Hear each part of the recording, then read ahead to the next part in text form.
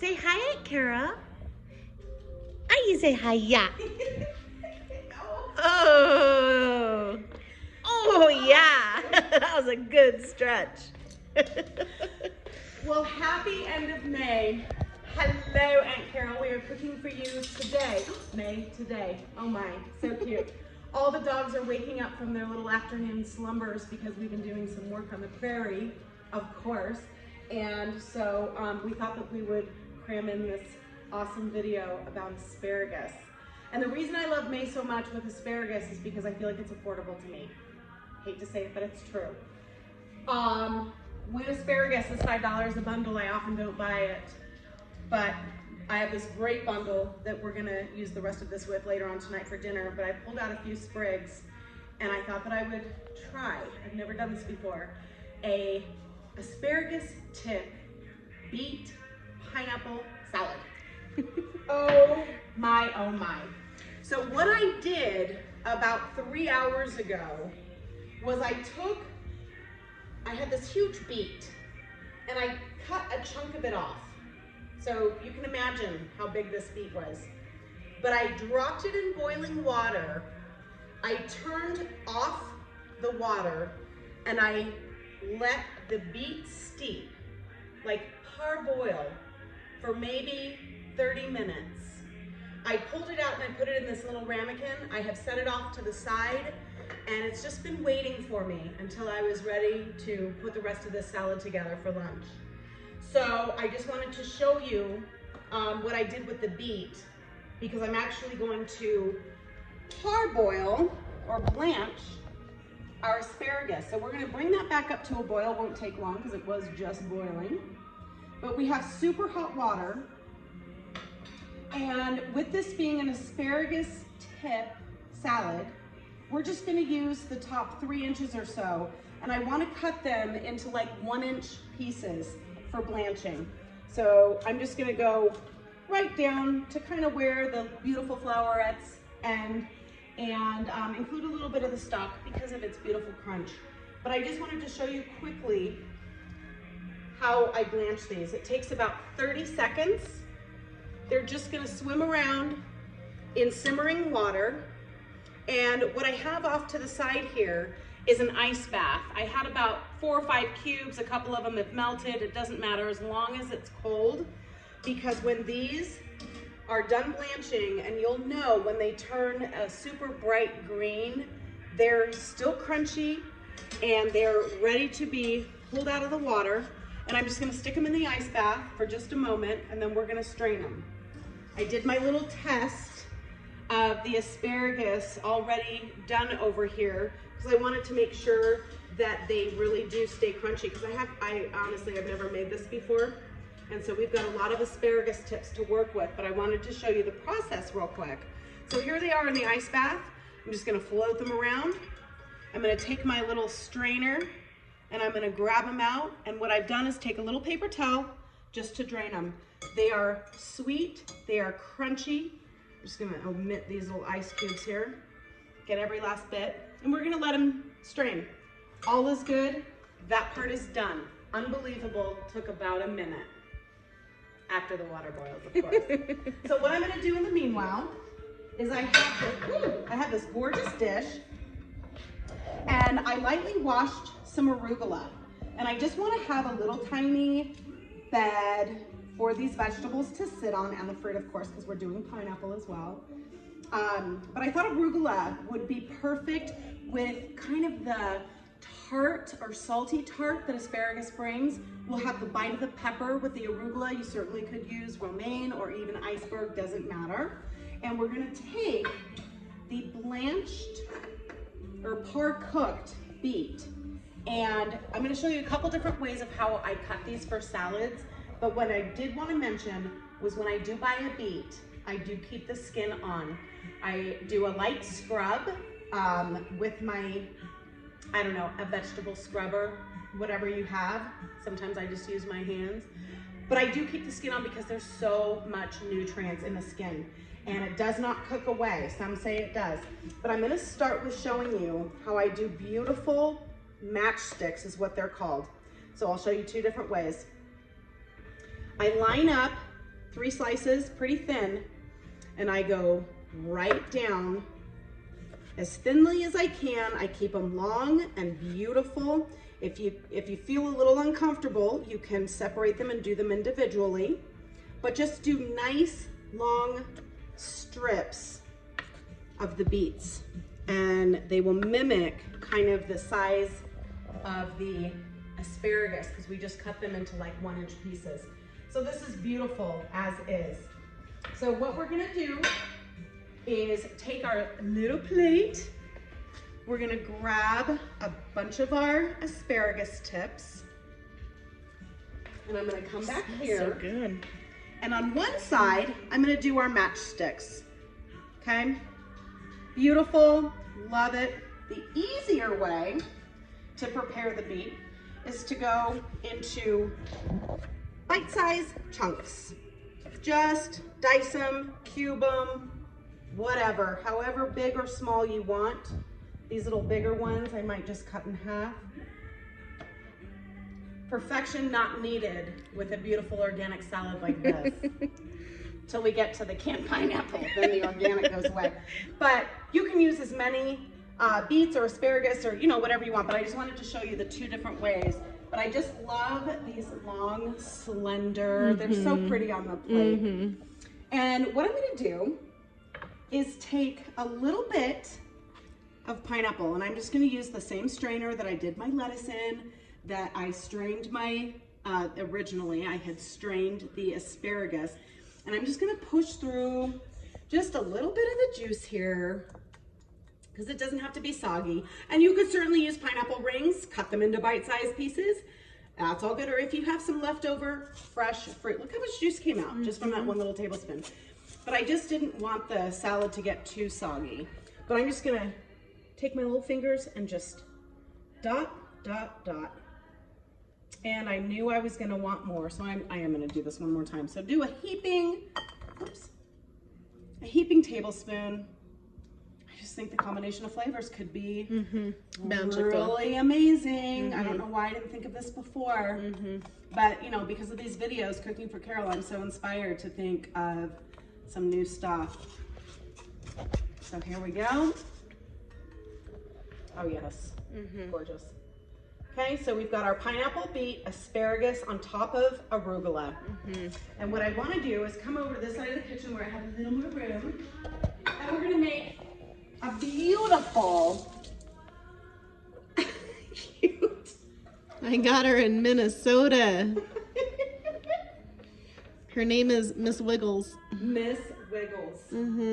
Well, wiggle on over here. We're gonna make a very simple citrus dressing. And I'm gonna make this, for 1 or 2 servings. Clearly, we can add up, and I like working in these mason jars because they're tight and I can shake them, and that's the whole point of this. But, you can even out your orange juice, either rice wine or balsamic, but we're gonna do a little bit of both. I'm gonna do some fresh squeezed lemon, a little bit of lime, olive oil, and just a small squirt of brown mustard. That's the emulsifier. So My when mouth we is shake watering. it, so is mine. So when we shake it though, it's all gonna just combine together, and it should be perfect on this little summertime dish. So I'm gonna start with the orange juice, and I'm just gonna do, really a couple tablespoons. So, like an inch. Yeah, for a slender jar. I'm gonna say this is maybe a 6 or 8 ounce jar. And I'm just gonna do a small splash of each vinegar. If I was doing just one, I would double what I just did. So maybe 2 tablespoons of vinegar, but you can have your choice. Apple cider would be just fine. But I love the sweetness of the balsamic, and balsamic, vinegar and pineapple are one of my favorite snacks. I just do a drop here and there, and it's absolutely fantastic. Oh, my knife is over here. And I'm just going to do like a half of a lemon. Put that in. I go right over the jar. Bada bing, done. And I have this little wedge of lime. May as well throw it in. It is a citrus dressing. There's no reason not to. My secret for these dressings is I take this little tiny grater, and I take my little garlic and I go right over in. What it does, instead of chopping the garlic, you're literally getting like the garlic juices. Mm-hmm. It is fantastic. Sometimes I find with these citrus dressings that when I chop garlic and throw it in, I get these big bites of garlic. And if it's anywhere bitter, it really kind of disturbs the dressing, but the juices always seem to be sweet. Mm-hmm. So this is just my little secret. Yeah. And whatever has fallen in, I like that. falls in, and whatever doesn't, and it is okay. And then I also like to add in any balsamic dressing is a little bit of shallot.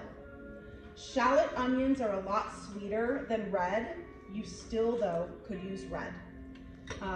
But these guys just have such a great flavor. And I did see kind of a trick on a show that this should just grate. Yeah, you kind of have to put your thumb on the center to hold the leaves together. Mm-hmm. Give it a good grip. But now we're getting that onion flavor. Yeah. We're getting the sweetness of the shallot. It's magical. That's about it. Now what I could do is cut this end off. Okay, because I already grated through that. It's just kind of a little messy. But then I just do a couple quick slices. I think onion and beets are amazing together. Mm-hmm. So that's another way that, there's no yes. just put that right on there. Mm-hmm. Perfectly fine.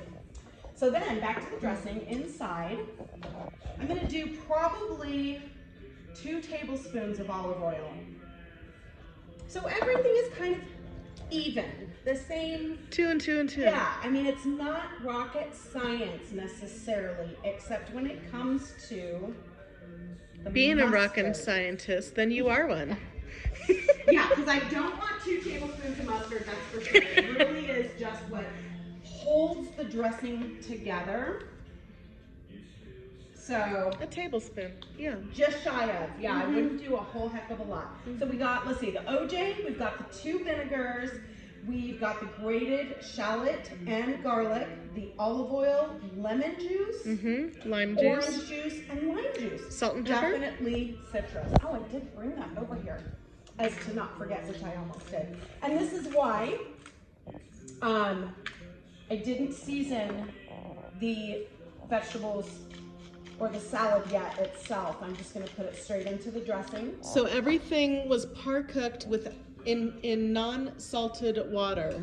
So there was no Yes. salted water for blanching the asparagus or beets. Correct. Yep, just full Everything is fresh. flavored in that dressing. Yes.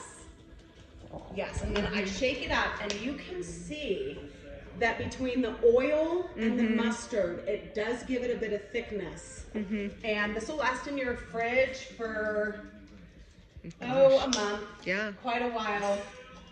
But I just kind of wanted to show you the ingredients.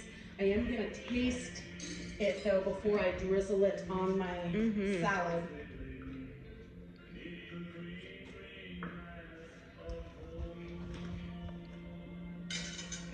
It's really good. It's really good. This is something that, like, it's just coming to me because all my vinaigrettes come out different. This is something that, because we have a little sweet pineapple, you could put honey in this and really take it to that sweeter level. Yeah. So good. I am going to add just a small splash. Do you of orange remember juice. with this song, So Many? Oh, we used to stand on the couch and see who would cry first. Yes. We would sing it to each We had contests. So cute. Who would sing it the best for crying? Yes. Yes. The only reason that I added a little more orange juice was because my lemon was super, and I knew it was going to be. 'Cause you light up my life. You bring me home. Oh, I love it. Sorry. Anyhow, but I added just a splash more. OJ because there was a lot of lemon, and it just will help cut through that a little bit, but it's really, really good. So I'm just gonna take a clean spoon. I'm gonna go right over the top. It doesn't need a whole lot.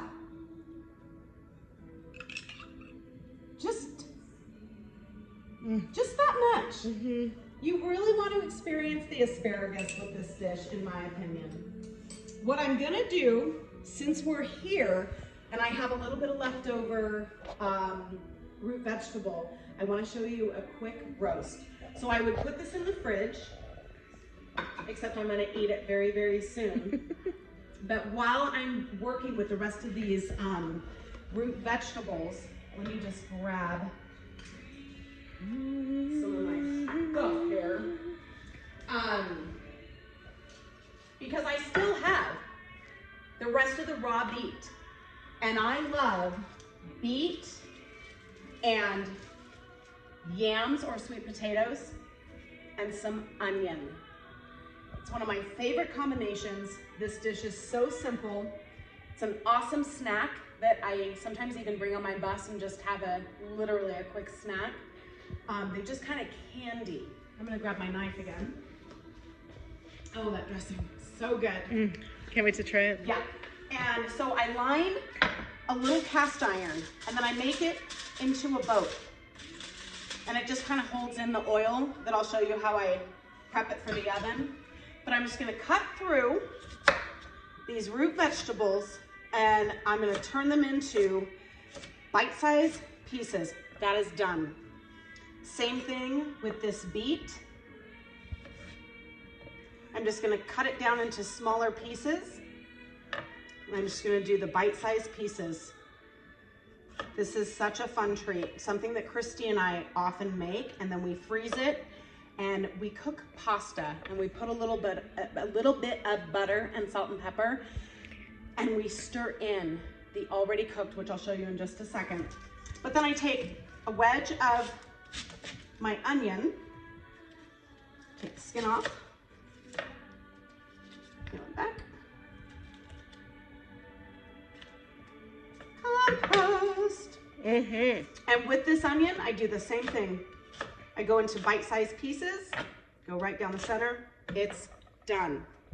So I take, you can use a baking dish. We have this cute little skillet, cast iron skillet. You could use a regular skillet. I do line it though with foil. And then I take my vegetables and I scatter them on. Everyone says make sure that they have plenty of room to lay down flat. I say it's not necessary, but I do try to protect whatever dish I'm making. So I just make this little tiny boat, right? Then come over here where the salt and pepper and oil is. Look how beautiful those are. Gorgeous. Isn't it? I heavily drizzle. Yes. With olive oil. You could use a non-flavored oil like a canola or a sunflower or even a peanut oil, it's fine. But I do give it a heavy drizzle. That was like a good 9-second drizzle. Yeah, there's quite a bit. And even in the tossing, and you'll know halfway through if you need to add a little bit more. But that's very, very, that's a good start. Yeah. I think she'll be fine. And then salt, pepper, and it's done. Done and done. But yeah, this pasta dish that we came up with, I call it pink pasta. Yes. Everything turns pink because of the beets. But it's literally buttered noodles, any type of pasta, buttered noodles, and salt and pepper. And then we mix in, like we pulled it out of the freezer one day knowing that we were working, pulled it out of the freezer, it had thawed in the afternoon. I stuck it in the microwave, I think that day, for like a minute or two. Had the pasta cooking while I was microwaving it, and we put it all together. Grated a little bit of Parmesan. Yeah, it was the best pasta I've ever had. It was so good. Yeah. So, in the oven she goes at 350. The total time cook is 40 minutes. Halfway through, 20 minutes, you'll want to take some tongs or a fork. Just give it a really light toss. just flip it over. If you think it needs more oil, more seasoning, that's fine. But they should cook in those bite-sized pieces in about 40-45 minutes. So what I want to show you is when it's all done. Oh! Look at this cute little plate. If that doesn't look familiar, Christy told me a beautiful story that it came from you. So cute. But I have some that I just want to show you. When they come out, the onions caramelize. There's some juices at the bottom, and everything kind of gets this little crisp on the outside, and it sweetens 10%, 100%. It's like candy. It's vegetable like candy. Yes, it's like the healthy root candy. It's so delicious.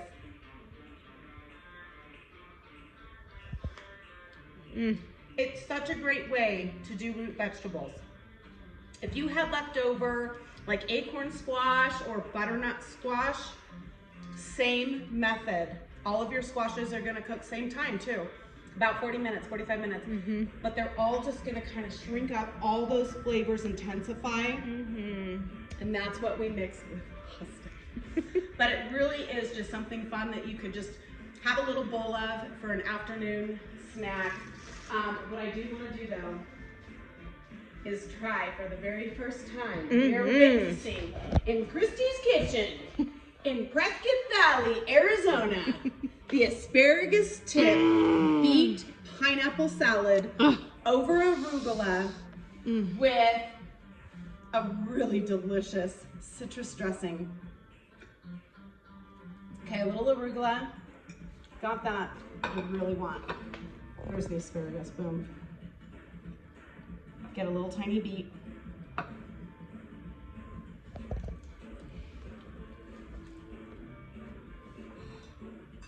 Is it everything you dreamt of? And more. Really? It really has like an earthy, Yeah. woody with your arugula and the asparagus. To have those light little juices of the pineapple mix in. You could actually put pineapple juice in this as well. Oh, sure. That would be fantastic. There is no harm, no foul with the combination of these fruits and veggies. It's beautiful. But if you're an arugula fan, I really think arugula is going to be the best lettuce. Sure. To have that over. If you wanted this to be more of a substantial lunch, I could see salmon broken over, right over the top. You could add a little bit of canned chicken or a chicken breast, just cut it up, totally fine.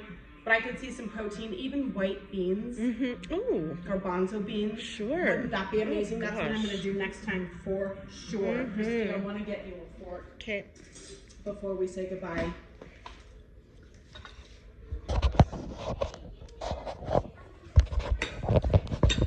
It's a beaut. I'm going in hard. Do it. Oh, look at that.